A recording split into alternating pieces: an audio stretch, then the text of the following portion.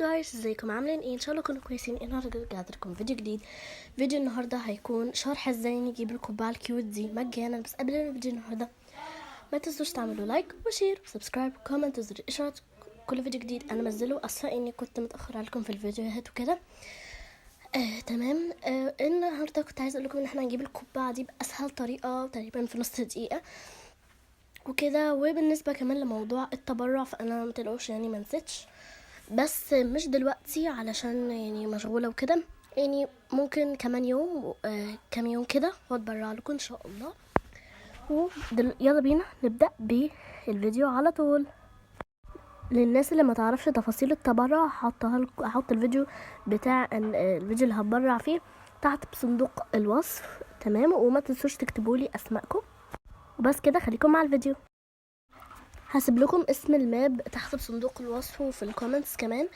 اول ما تدخلوا كده تمام هتمشوا زي ما انا بمشي بالظبط. هي عامله زي سكيب كده، خلي بالكم الخط ده ما تقعوش منه زي ما انا وقعت كده.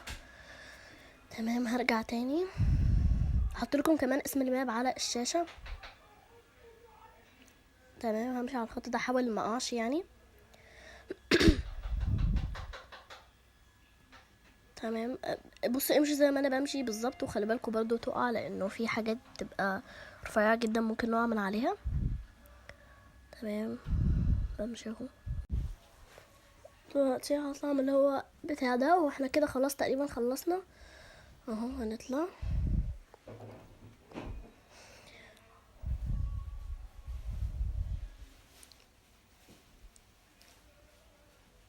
بس كده، احنا وصلنا خلاص.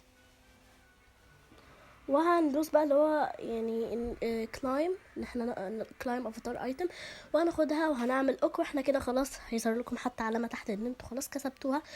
وفي الاكسسوارز وفي الهيد هتلاقوا شكلها بجد شكلها كيوت جدا زي ما انتوا شايفين، ويعني خطيره جدا. وبس ده كان فيديو النهارده. ما تنسوش تعملوا لايك وشير سبسكرايب وكومنت وزر الاشعارات كل فيديو جديد انا بنزله. ما تنسوش تكتبوا لي اسماءكم في روبلوكس عشان اتبرع لكم. ما تنسوش تقولوا لي الالعاب اللي عايزين العبها في روبلوكس او برا روبلوكس. وبس كده، باي.